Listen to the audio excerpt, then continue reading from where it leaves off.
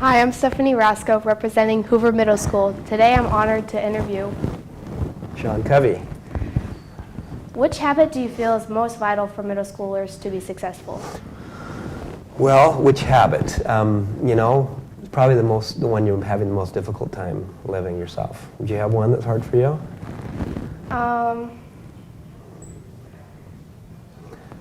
Probably putting first things first, because sometimes I probably don't want to feel like doing homework, or I'm not in the mood to do homework, or it's just something like that. So I have to make sure that I do it before I can do any extracurricular activities, so that I can have my grades up. So. It's good. Yeah, that's a tough one, is prioritizing, right? Yeah. Doing your homework before you play or whatever. And so I really think it's probably whatever habit is you're struggling with. So it's, a lot of people be proactive. They get angry at things, or begin with the end in mind. Some people don't have goals, and if you don't have any goals, sometimes you just meander through life and follow everybody else. Or a lot of people struggle with habit 5, just seek first to understand, then to be understood, right? It's hard to listen when you know you're right, right? But learning to listen to other people is important. So my dad used to always say the most important habit is habit 1, because you can't, unless you are habit 1 is be proactive, because unless you're proactive, you can't practice any of the other habits. Yeah. Be proactive says I'm in charge of me. I'm not a victim of other people. What was your main goal for writing the 7 Habits of Highly Effective Teens? Well, have you read it? I've read bits and pieces of it. Okay, good. You got to read the whole thing. My main goal was to, I remember when I was writing it, I'd put above my computer screen the word HOPE, hope. So my main goal was to provide hope for teenagers. And I think the 7 Habits is all about hope. It's about teaching everyone that we have strength inside of us. We can choose to be proactive. We can think win-win, get along with other people. So I think my main goal was I wanted to bring hope to teenagers. My dad wrote the 7 Habits of Highly Effective People, the adult version, 25 years ago. I didn't read it until I was old.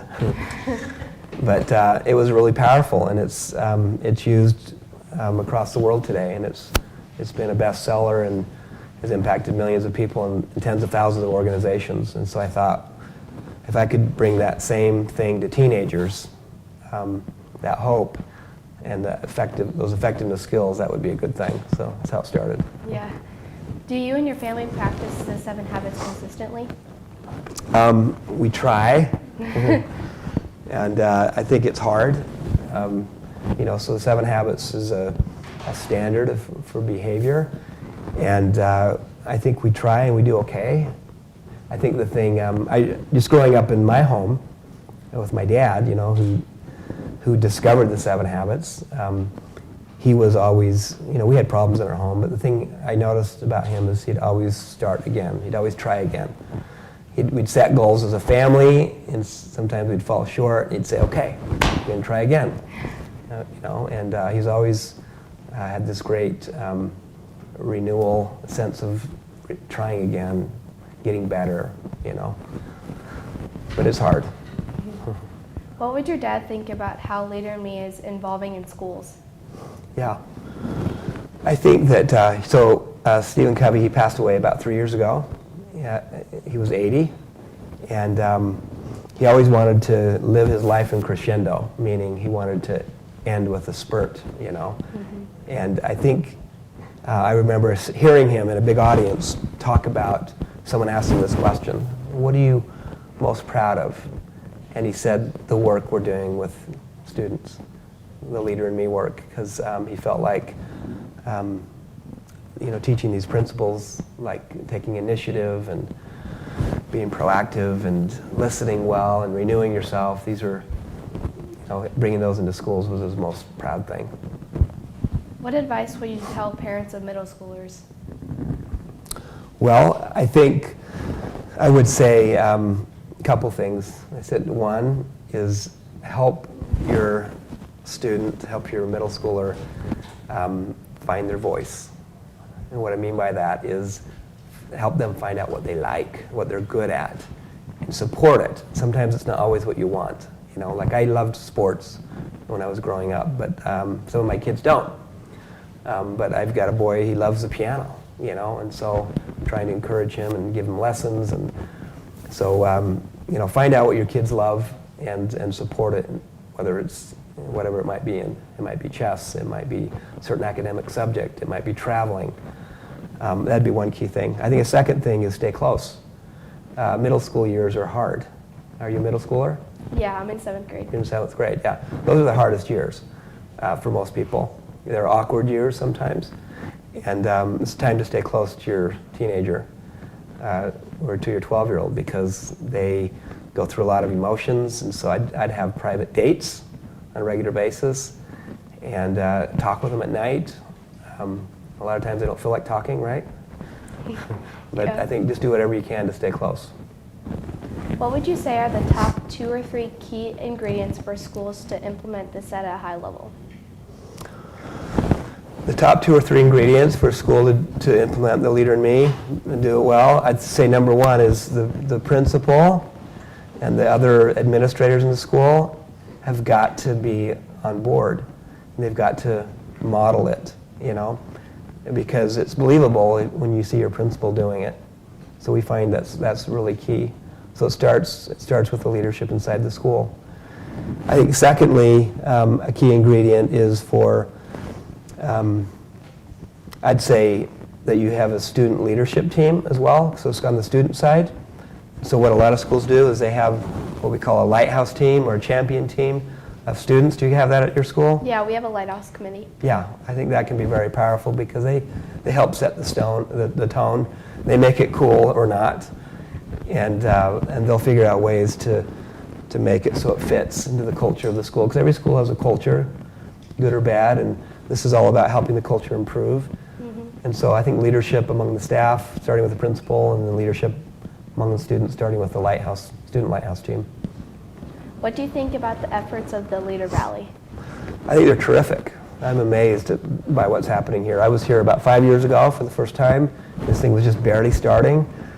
And today we have all these schools and we have 500 people here at the symposium. And there have been so many key people that have been catalysts to make this happen. I don't want to name them all because there's too many and I'll miss somebody. But there's probably 10 core people that saw a vision early on, both from the business community side as well as the school side, that said this works and this is important for kids, this is good for kids. And so we're very excited to see what's happening here.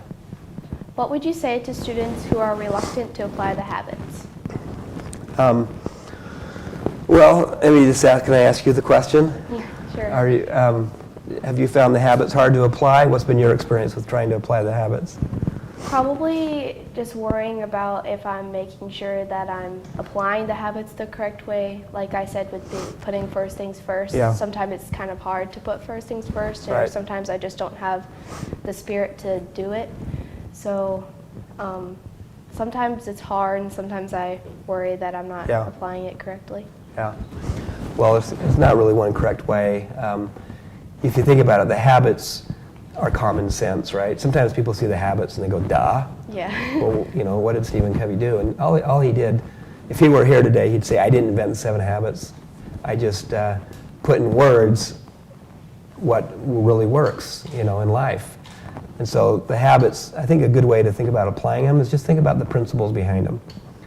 So if you think about being proactive, what are the key ideas? The key ideas there are, I'm going to take initiative. I'm not going to wait for things to happen. I'm going to make them happen.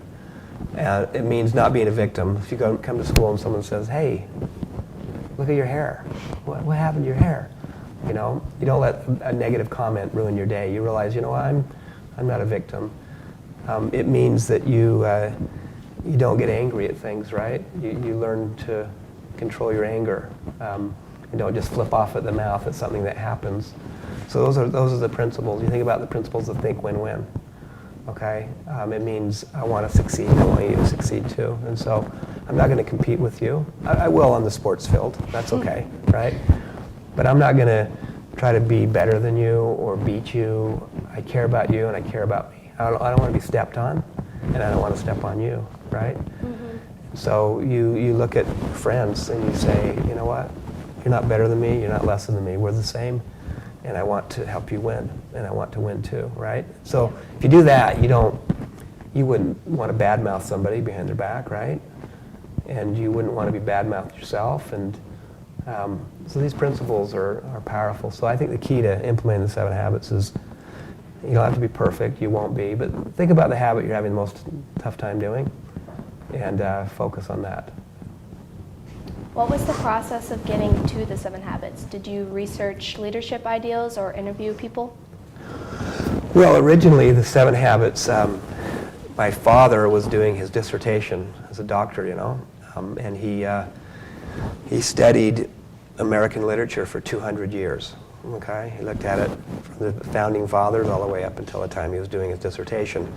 And he noticed the first 100 years, all the books, all the literature was focused on character, like honesty and integrity and hard work.